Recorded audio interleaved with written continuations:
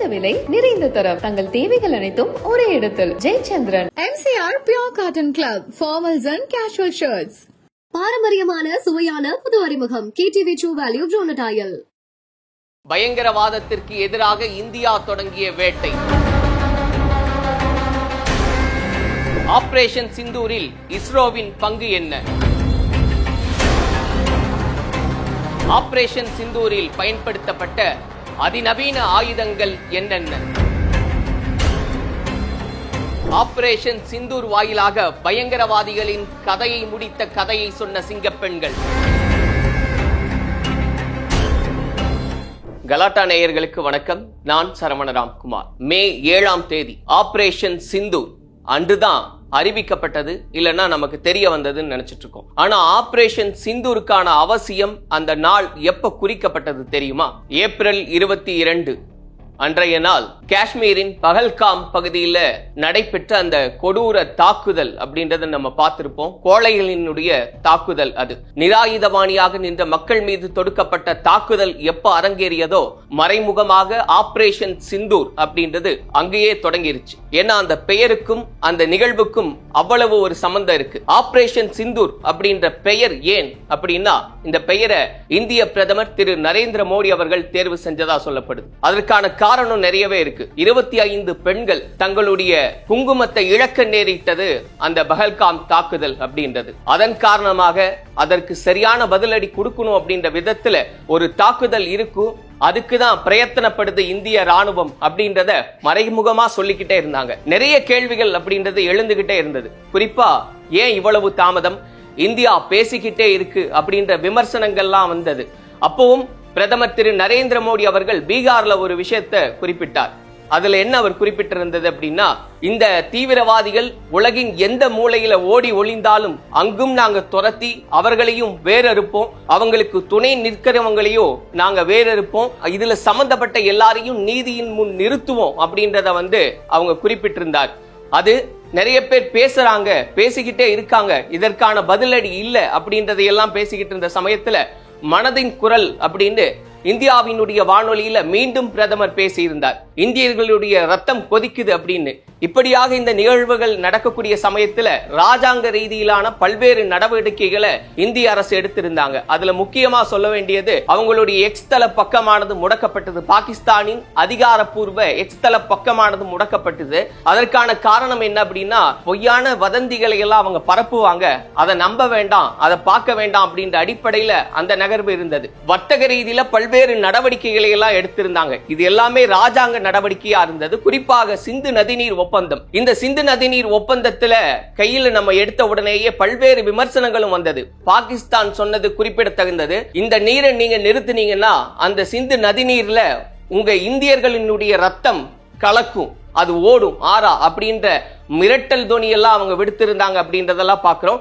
ஒரு புறம் இந்த பக்கம் சில குரல்கள் கேட்டது, பாகிஸ்தான் மக்கள் என்ன செஞ்சாங்க, அதனால ஏன் அந்த மாதிரியான ஒரு நடவடிக்கை வேணும்னு இப்படி பல்வேறு அழுத்தங்களுக்கு மத்தியில ஒரு ஆயத்த பணியை இந்திய ராணுவம் மேற்கொண்டு வந்தது அப்படின்றது நம்ம பார்க்கிறோம். பல்வேறு பயிற்சிகள் அரங்கேறி கொண்டே இருந்தது. அந்த போருக்கான ஒத்திகை அப்படின்றதெல்லாம் நடக்கும், போர் சூழல்ல நம்ம எப்படி நடந்துக்கணும் அப்படின்னு பல்வேறு விஷயங்களை எல்லாம் அவங்க அறிவிச்சுட்டே இருந்தாங்க அப்படின்னு பார்க்கிறோம். ஒரு புறம் பேசிக்கிட்டே இருக்காங்கன்னு பார்த்த சமயத்துலதான் மே 7 சரியாக நள்ளிரவு மணி 1:05 இந்த ஆபரேஷன் சிந்தூர் அது தன்னுடைய தாக்கத்தை எப்படி இருக்கும் அப்படின்னு காமிச்சது அப்படின்றத நம்ம பார்க்கிறோம். அந்த தாக்குதல் சரியாக 1:05 தொடங்கி 1:30 வரைக்கும், மிக சரியாக சொல்லணும்னா 25 நிமிடம் மட்டும்தான் அந்த தாக்குதல் நடந்தது. அதுல நிலை குலைந்து போனது பாகிஸ்தான் அப்படின்னு நம்ம பார்க்கிறோம். பாகிஸ்தான்ல பல்வேறு தீவிரவாத முகாம்கள் செயல்படுது, அது பல இடத்துல செயல்படுது அப்படின்றதுதான் நம்முடைய உளவுத்துறை கண்காணிச்சிருக்கக்கூடிய அந்த தகவல்களை எல்லாம் சேகரிச்சு அவங்க சொல்லக்கூடிய செய்தியா இருக்கு. இருந்தாலும் அந்த 9 இடங்களை குறி வச்சாங்க. ஏன் இந்த 9 இடங்கள்ல மட்டும் தாக்குதல் அப்படின்ற கேள்விகளும் எழுந்தது.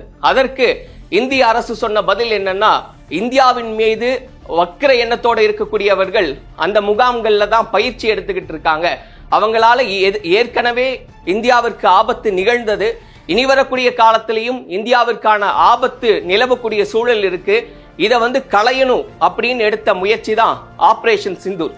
இதுவும் ஒரு காரணம். ஆனா இதற்கான முக்கியமான காரணம் நம்முடைய உயிர்களை வாங்கியிருக்காங்க. அவங்க 25 பெண்களினுடைய பொட்டுக அழிச்சிருக்காங்க. அப்படின்றதுனால ஆபரேஷன் சிந்தூர் அதை தான் மையமா வச்சு இந்த தீவிரவாதிகளுக்கு எதிராக இந்த தாக்குதலானது முன்னெடுக்கப்பட்டது அப்படின்றத பாக்குறோம். இந்த 9 தீவிரவாத முகாம்கள் தகர்த்து அழிக்கப்பட்டது. அந்த காட்சிகளை இன்னைக்கு நம்ம செய்திகள்ல பார்த்துக்கிட்டு இருக்கோம். இந்த தாக்குதல் நடைபெறுவதற்கு முன்பு, நடைபெற்றதற்கு பின்பு அப்படின்னு பாகிஸ்தானில் இருந்து வெளிவரக்கூடிய அந்த புகைப்படங்கள், வீடியோக்களை எல்லாம் நம்ம பார்க்கிறோம். அங்க மக்கள் திரளா போய் அந்த இடத்துல என்ன நடந்திருக்கு அப்படின்னு பாக்குறாங்க. அந்த காட்சிகளை எல்லாம் நம்ம பார்க்கும்போது அது ஒரு பள்ளி வளாகம் மாதிரியான காட்சிகளை எல்லாம் பார்க்கிறோம். அங்க இன்னும் நடந்ததையெல்லாம் நம்ம உளவுத்துறை தெளிவுபடுத்துறாங்க. அது பள்ளியே கிடையாது. தீவிரவாதத்திற்கு துணை நிற்கணும் அப்படின்ற விதத்துல நிறைய பயிற்சிகளை அவங்க நடத்திக்கிட்டு இருக்காங்க அப்படின்றாங்க. இதுல குறிப்பா இந்தியாவுக்கு எதிராக தீவிரவாத வேலைகளை எல்லாம் செய்யணும் அப்படின்றதுக்காக பல இடங்கள்ல அறிவிப்புகளை எல்லாம் வெளியிட்டு இந்த இடத்துல இந்த பயிற்சி நடக்குதுன்னு அந்த இளைஞர்களை எல்லாம் கவர்ந்து அங்க மூளை செலவை செய்து இந்தியாவுக்கு எதிராக திருப்பக்கூடிய வேலைகளை எல்லாம் செய்யக்கூடிய முகாம்கள் தான் அது அப்படின்றத வெட்ட வெளிச்சப்படுத்தி இருக்காங்க நம்முடைய இந்திய உளவுத்துறை. இதுல குறிப்பாக அவங்களே மாட்டிக்கிட்ட விஷயம் அப்படின்றது இருக்கு. ஏன்னா அந்த அறிவிப்புகள்ல இருந்த விளம்பரங்கள் இடம்பெற்றிருந்த அந்த முகவரி அப்படின்றத அடிப்படையா வச்சுதான் இந்த முகாம்கள் எங்கெல்லாம் செயல்பட்டது அப்படின்றது உளவுத்துறை துல்லியமா கணக்கெடுத்து அந்த இடத்தை செயற்கைக்கோள் படம் மூலமா கவனிச்சிருக்காங்க. இதுல ரொம்ப முக்கியமா சொல்ல வேண்டிய ஒரு விஷயம் என்னன்னா, நம்ம எல்லாருக்குமே தெரிஞ்ச ஒரு செய்தி, இந்த ஒரு தாக்குதல் ஆபரேஷன் சிந்தூர்ல முப்படைகளும் இணைஞ்சு இந்த தாக்குதலை நடத்தி இருந்தாங்க அப்படின்னு நம்ம எல்லாருக்கும் தெரியும். இதற்கான தரவுகளை எல்லாம் மிக துல்லியமாக யார் எடுத்து கொடுத்திருக்காங்கன்னா நம்முடைய உளவுத்துறை. இந்த செய்தியும் தெரியும். ஆனா இதற்கான அந்த செயற்கைக்கோள் படங்களை யார் செஞ்சது தெரியுமா? நம்முடைய இஸ்ரோவும் அதுக்கு துணை நின்றுருக்காங்க. இந்த நம்முடைய செயற்கைக்கோள்களை வச்சு இந்த எந்தெந்த இடத்துல இந்த முகாம்கள் செயல்படுது, எவ்வளவு தொலைவு இருக்கு, நம்முடைய இலக்குல இருந்து அந்த இடங்கள் எவ்வளவு தொலைவில் இருக்கு அப்படின்ற இந்த செயற்கைக்கோள் படங்களை எல்லாம் எடுத்து சேகரித்து கொடுத்திருக்கக்கூடிய அந்த துரிதமான பணியை இஸ்ரோ விஞ்ஞானிகள் மேற்கொண்டிருக்காங்க. அவங்க குறிப்பிட்டே ஒரு வார்த்தையை சொல்றாங்க, இந்திய ராணுவத்தினுடைய கண்கள் வானத்தில் இருந்தது அப்படின்னு. அதற்கான காரணம் இஸ்ரோவினுடைய செயல்பாடுகள் தான். இப்படி எல்லா அமைப்பும் ஒன்றுகே சேர இந்த ஒரு தாக்குதலானது நடைபெற்றிருக்கிறது. அந்த பறிபோன 26 உயிர்களுக்கும் ஒரு பதிலடிய இந்திய அரசாங்கம் கொடுத்திருக்கு அப்படின்றத பாக்குறோம். இதையெல்லாம் கடந்து ரொம்ப முக்கியமான ஒரு செயல்பாடு நடந்தது. பத்திரிகையாளர் சந்திப்புல இந்திய அரசாங்கம் இது எப்படி நடந்தது, ஏன் நடந்தது, எங்க நடந்தது, எதற்காக நடந்தது அப்படின்ற ஒரு விளக்கத்தை கொடுக்க வேண்டிய ஒரு கட்டாயம் இருந்தது, அவசியம் இருந்தது. உலக நாடுகள் எல்லாம் உற்று பார்க்கக்கூடிய அந்த செய்தியாளர் சந்திப்பு நடந்தது. அதுல ரொம்ப குறிப்பிட்டு சொல்ல வேண்டியது, இந்த தாக்குதலினுடைய நோக்கம் என்ன அப்படின்றத வெளிப்படுத்தி இருந்தாங்க. அப்படி சொல்லும் போது இந்தியா இந்த பயங்கரவாத தாக்குதல் குறித்து பாகிஸ்தான் கிட்ட சொல்லி அதன் மீது நடவடிக்கை எடுக்க சொல்லி கேட்டிருந்தோம். ஆனா எந்த ஒரு நடவடிக்கையும் இல்லாம எப்பவும் போல மெத்தனத்தை கடைபிடித்தது பாகிஸ்தான். என்ன இவ்வளவு கால அவகாசம் ஆயிருச்சு. ஏப்ரல் 22 தொடங்கி மே 7 வரைக்கும் கிட்டத்தட்ட 2 வார காலம் ஆகியும் பாகிஸ்தானுடைய நடவடிக்கை ஒன்றுமே கிடையாதுன்னு சொன்ன பிறகுதான் இந்தியா இதற்கான விஷயத்தை முன்னெடுத்திருக்காங்க அப்படின்றத நம்ம பார்க்கிறோம். ஆக பதில் தாக்குதல் தர வேண்டிய பொறுப்பும் கடமையும் எங்களுக்கு இருக்கு அப்படின்றத உணர்ந்த இந்தியா மிக துல்லியமான தாக்குதலை முன் வச்சிருந்தாங்க. அதுல அவங்க குறிப்பிட்டது, இது பொதுமக்கள் மீது நடத்தப்பட்ட தாக்குதல் கிடையாது. ஏன்னா ஏற்கனவே இங்கிருந்த சிலர் அந்த பாகிஸ்தானிய பொதுமக்கள் மேல கரிசனம் காட்டியிருந்தாங்க. இந்த அழுத்தம் எல்லாம் இருந்தது. எப்படி இதை முன்னெடுக்க போறாங்க, எப்படி எதிர்கொள்ள போறாங்க இந்திய அரசு அப்படின்னு நினைச்ச சமயத்துல இந்திய ராணுவம் மிக துல்லியமாக அங்கிருந்த அந்த பொதுமக்கள் மேலையும் தாக்குதல் நடத்தல, அவங்களுடைய ராணுவத்தின் மேலையும் தாக்குதல் நடத்தல. இன்னும் சொல்ல போனா இந்திய எல்லை கடந்தும் இந்த தாக்குதல் போகல. எல்லா இந்த விமானங்களும், போர் விமானங்கள் எல்லாம் இந்திய எல்லைக்குள்ளேயே வட்டமடிச்சது அப்படின்னு பாக்குறோம். ஆனா ஏவுகணைகள் மட்டும் போய் அந்த 9 இடங்களை தகர்த்திருந்தது அப்படின்றதையெல்லாம் துல்லியமா படம் போட்டே விளக்கி இருந்தாங்க. அதுல இன்னும் சிறப்பு என்னன்னா, இந்த அநீதி, பகல்காம்ல நடைபெற்ற அநீதி, ஒரு பெண் முன்னாடி தன் குடும்பத்தை சேர்ந்த ஒரு ஆணினுடைய உயிர் பறிக்கப்பட்டது அப்படின்றது எவ்வளவு பெரிய ஆதங்கத்தை ஒவ்வொரு இந்தியருக்கு கொடுத்திருந்ததோ அதற்கு பதில் சொல்லும் விதமாக நடைபெற்ற இந்த ஆபரேஷன் சிந்தூரை விளக்கி இருந்தது 2 சிங்க பெண்கள். அந்த 2 சிங்க பெண்கள் எந்த ஒரு சலனமும் இல்லாம மிகப்பெரிய பங்களிப்பு ஆற்றி என்ன நடந்தது, எப்படி நடந்ததுன்னு அந்த 2 சிங்க பெண்கள் சலனமே இல்லாம அதை உலகின் முன்பு எடுத்துரைத்தது அப்படின்றது இன்னைக்கும் இந்தியர்கள் சிலாகிக்கக்கூடிய ஒரு விஷயமா இருக்கு அப்படின்றத நம்ம பாக்குறோம். அப்படி இருக்கும்போது இந்த 2 சிங்க பெண்கள் யார், அவங்களுடைய பின்னணி என்ன அப்படின்றத தெரிஞ்சுக்கிறதும் அவசியம். அந்த 2 சிங்க பெண்கள்ல முதல்ல பேசியிருந்தவங்க ராணுவத்தின் லெப்டினன்ட் கர்னல் சோஃபியா குரேசி. குஜராத்தை சேர்ந்தவங்களா இருக்காங்க. இவங்களுடைய பின்னணி அப்படின்னு நம்ம பார்க்கும்போது இவங்களுடைய குடும்பமே ராணுவ பின்னணி கொண்டது. இவங்களுடைய தாத்தாவும் ஒரு ராணுவ வீரர், இவங்களுடைய அப்பாவும் ஒரு ராணுவ வீரர், இவங்களுடைய கணவரும் தற்போது மேஜராக பணியாற்றி வர்றார் ராணுவத்தில் அப்படின்றது பார்க்கிறோம். ஐநாவினுடைய அமைதி படையிலையும் இவங்க பணிபுரிந்திருக்காங்க. 2016ஆம் ஆண்டு நடைபெற்ற சர்வதேச ராணுவ பயிற்சியில இந்திய படையை தலைமை தாங்கிய முதல் பெண் அப்படின்ற பெருமையையும் பெற்றிருக்காங்க. இவங்க தான் முதல் பெண் அதிகாரியாக அந்த படையை தலைமை தாங்கி இருக்காங்க அப்படின்றது. இதற்கு அன்றைய ராணுவ தளபதியாக இருந்த பிபின் ராவத் அவர்கள் என்ன சொல்லியிருந்தார் அப்படின்னா, இவங்களுக்கு இந்த வாய்ப்பு கொடுக்கப்பட்டதற்கு காரணம் அப்படின்றது பாலின அடிப்படையில் கிடையாது, முழுக்க முழுக்க திறமையின் அடிப்படையில் இந்த பொறுப்பானது வழங்கப்பட்டிருக்கு அப்படின்றத பெருமை பொங்க குறிப்பிட்டிருந்தார். அத்தகைய பெருமையை தாங்கி நிற்கக்கூடியவங்க தான் இந்த சிங்க பெண்மணி சோஃபியா குரேஷி. இவங்க பேசியிருந்ததும் நம்ம பார்த்திருந்தோம். அடுத்த சிங்க பெண்மணி விமானப்படையின் விங் கமாண்டர் வியோமிகா சிங். இவங்களுடைய பின்னணி அப்படின்னு நம்ம பார்க்கும்போது ஒரு சின்ன வயசுல இருந்தே வான்வெளியில பறக்கணும் அப்படின்ற ஒரு கனவு தனக்கு இருந்ததாக சொல்றாங்க. குறிப்பா 6ஆம் வகுப்பில் இருந்தே தனக்கு அந்த ஒரு கனவு இருந்ததா அவங்க பதிவு செஞ்சிருக்காங்க. அதனுடைய நீட்சியாக என்னெல்லாம் நடந்திருக்குன்னா, அவங்களுடைய பள்ளி காலத்திலேயே தேசிய மாணவர் படையில தன்னை இணைச்சுக்கிட்டாங்க, NCCல. அதனுடைய தொடர்ச்சி அப்படின்னு நம்ம பார்க்கும்போது 2019ஆம் ஆண்டு இந்திய விமானப்படையின் ஹெலிகாப்டர் பைலட்டாக தன்னை இணைச்சுக்கிட்டாங்க, அந்த குழுவுல இடம்பெற்றாங்க அப்படின்னு பாக்குறோம். மிக குறுகிய காலத்துல அதிக நேரம் பயணம் செஞ்சது, அந்த விமான பயணம்னு சொல்லுவாங்க, அந்த அதிகபட்ச நேரம் பயணம் செய்த ஒரு சாதனையை தன்னகத்தே இவங்க வச்சிருக்காங்க அப்படின்றத பாக்குறோம். காஷ்மீர் பகுதியில் அந்த ரோந்துலயும் இவங்களுக்கான அனுபவம் இருக்கு அப்படின்றத பாக்குறோம். 2020ஆம் ஆண்டு அருணாச்சல பிரதேசத்தில இந்த மீட்பு பணியின் போது பலருடைய உயிரை துணிச்சலாக மீட்ட ஒரு பெருமையும் இவங்களுக்கு இருக்கு. இப்படியாக இந்த 2 சிங்க பெண்கள் சேர்ந்து அந்த பத்திரிகையாளர் சந்திப்பின் சமயத்துல எப்படியாக இருந்தது இந்த ஆபரேஷன் சிந்தூர் அப்படின்றத பத்தி பேசியிருந்தது, உலகத்திற்கு பிரகடனப்படுத்தி இருந்தது அப்படின்றது இந்திய ராணுவத்தினுடைய வலிமை எத்தகையதா இருந்தது, இந்தியாவை தொட்டா என்ன நடக்கும் அப்படின்றது உலகத்திற்கு சொல்லக்கூடிய ஒரு இடத்திலிருந்து இந்த பெண்மணிகள் சிங்க பெண்மணிகள் சொல்லி இருந்தாங்கன்றது உலகமே வியந்து பார்த்த ஒரு தருணமா இருந்தது. இது பாகிஸ்தானுக்கு மிகப்பெரிய அச்சுறுத்தலை ஏற்படுத்தி இருந்தது அப்படின்றதும் அங்க இருக்கக்கூடிய செய்திகள் சொல்லி இருக்காங்க அப்படின்றத நம்ம புரிஞ்சுக்கிறோம். இந்த தாக்குதலுக்கு இந்திய ராணுவம் நவீன போர் கருவிகளை எல்லாம் பயன்படுத்தி இருந்தாங்க, நவீன ஆயுதங்களையும் நவீன தொழில்நுட்பங்களை எல்லாம் பயன்படுத்தி இருந்தாங்கன்னு சொல்லப்பட்டது. அந்த சமயத்துல தற்போது வெளிவந்திருக்கக்கூடிய செய்திகள் அடிப்படையில் நம்ம பார்க்கும்போது ரஃபேல் விமானங்கள், ஸ்கால்ப் ஏவுகணைகள், ஹேமர் குண்டுகள் இதையெல்லாம் பயன்படுத்தி தான் இந்த தாக்குதல் நடைபெற்றிருக்கு அப்படின்னு நம்ம பார்க்கிறோம். எந்த அளவுக்கு இது தலை சிறந்ததா இருக்கு அப்படின்னு பார்க்கும்போது குறிப்பா ரஃபேல் போர் விமானம் பத்தி சொல்லணும்னா உலகின் தலை சிறந்த போர் விமானங்கள்ல இதுவும் ஒண்ணுன்னு சொல்றாங்க. இதனுடைய வேகம் அப்படின்றது மணிக்கு 2200 கிலோமீட்டர்ல அந்த ரேடார் கண்ணிமைக்கும் நேரத்துல ஊடுருவுன்னு சொல்றாங்க. ஒரே நேரத்துல எதிரியினுடைய விமானத்தையும் இது தகர்க்கும், அதே சமயத்துல தரையில் இருக்கக்கூடிய இலக்குகளையும் இது தகர்த்தெறியக்கூடிய சக்தி கொண்டது அப்படின்னு சொல்றாங்க. இப்படியான ரஃபேல் விமானத்தையும் வச்சு இந்த தாக்குதலானது நடைபெற்றிருக்கிறது. இதனுடைய விலை அப்படின்னு பார்க்கும்போது ஒரு விமானத்தினுடைய விலை 1900 கோடியாக இருக்கும் அப்படின்னு சொல்லப்படுது. இத்தகைய போர் விமானங்களும் இதுல பயன்படுத்தப்பட்டிருக்கு. இதுல ஸ்கால்ப் ஏவுகணைகள் பயன்படுத்தப்பட்டிருக்கு. இதனுடைய சிறப்பு அப்படின்னு பார்க்கும்போது பிரான்ஸ், இங்கிலாந்து உள்ளிட்ட ஐரோப்பிய நாடுகள் எல்லாம் இதை பயன்படுத்துறாங்க. இதனுடைய தொலைவு அப்படின்னு பார்க்கும்போது 250 கிலோமீட்டரில் இருந்து 560 கிலோமீட்டர் தொலைவு வரைக்கும் மிக துல்லியமாக ஒரு தாக்குதலை நடத்தக்கூடிய திறன் கொண்டது இந்த ஏவுகணையா இருக்கு.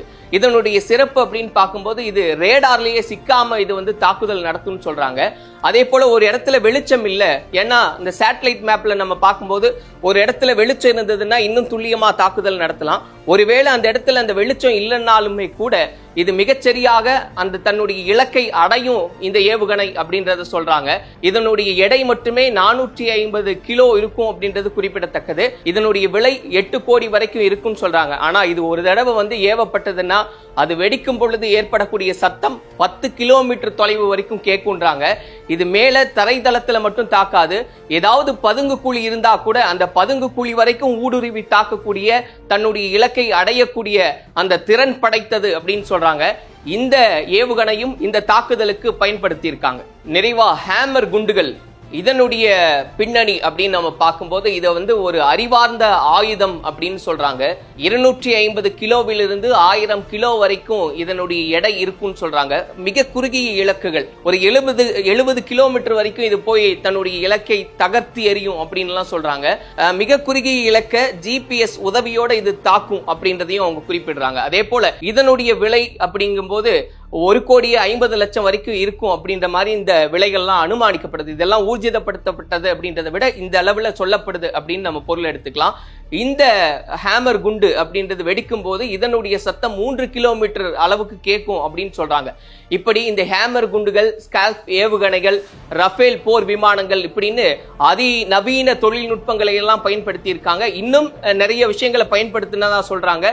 இன்னைக்கு இருக்கக்கூடிய தொழில்நுட்ப உதவிகளையும் பயன்படுத்தி தான் இந்த தாக்குதல் நடைபெற்றிருக்குன்னு இப்ப கிடைத்த செய்திகளின் அடிப்படையில இந்த போர்க்கருவிகள், இந்த ஆயுதங்கள்லாம் பயன்படுத்தினதா நம்ம புரிஞ்சுக்கலாம். இது குறித்து ராணுவ மந்திரி திரு ராஜ்நாத் சிங் அவர்கள் சொல்லும் போது என்ன சொல்லியிருந்தார்? இந்த தாக்குதல், இந்த ஆபரேஷன் சிந்தூர் பத்தி சொல்லும் போது, அசோகவனத்தை அழித்த சமயத்துல என்னை தாக்கியவர்களை மட்டுமே நான் தாக்குவேன்னு அனுமார் குறிப்பிட்டார். அதே போல அப்பாவி மக்களை தாக்கியவர்கள் மீதுதான் இந்த தாக்குதலானது நடைபெற்றிருக்கிறது. இதுல பொதுமக்கள் யாரும் பாதிக்கப்படல, அவங்கள நோக்கி எங்க இலக்குகள் இல்லை அப்படின்ற பொருள்படும் விதமாக திரு ராஜ்நாத் சிங் அவர்கள் குறிப்பிட்டிருக்கார் அப்படின்றதையும் பார்க்கிறோம்.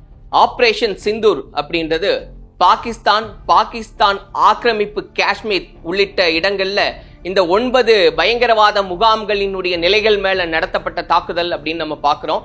அதனுடைய காட்சிகள் வெளிவந்த வண்ணமே இருக்கு. அங்க அந்த இழப்பு, அந்த தீவிரவாதிகளினுடைய உயிரிழப்பு பெருமளவுல இருக்கு அப்படின்ற செய்திகள் வந்திருக்கு. சொல்லும் போது 60 கிட்டத்தட்ட 100 தீவிரவாதிகள் கொல்லப்பட்டாங்க அப்படின்றாங்க. இன்னும் அந்த எண்ணிக்கை அப்படின்றது தெளிவுபடுத்தப்படல.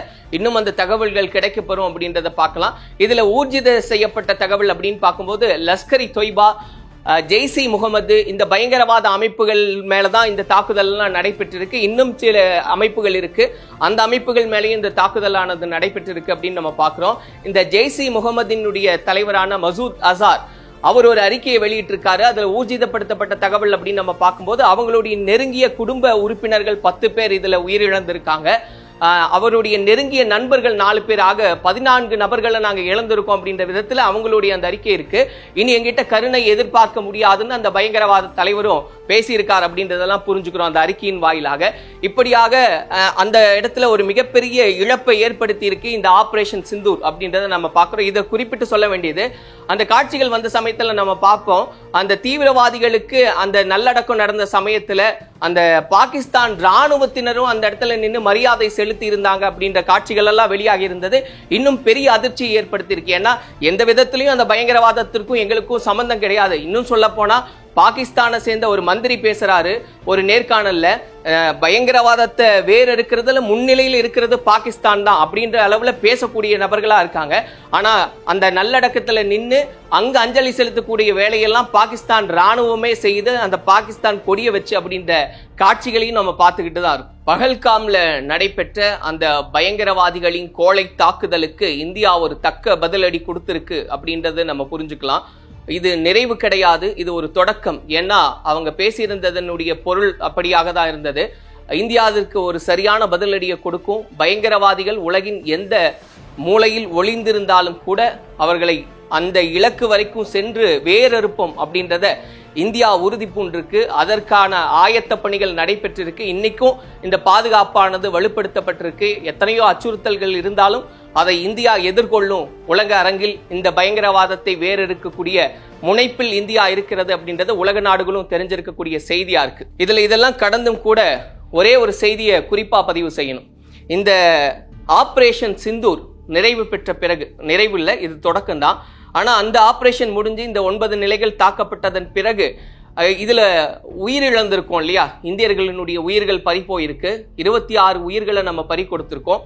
அந்த குடும்பத்தார்கிட்ட நிறைய தேசிய ஊடகங்கள் பேட்டியை எடுத்தாங்க. அந்த சமயத்துல அவங்க சொல்லி இருந்தது என்ன அப்படின்னா, எங்களுடைய ஆண்களை இழந்து இன்னைக்கு நாங்க நிர்கதியா நிக்கிறோம், எங்களுக்கு பொட்டு இல்லாம நிக்கிறோம் அப்படின்றதையும் அவங்க பதிவு செஞ்சிருந்தாங்க.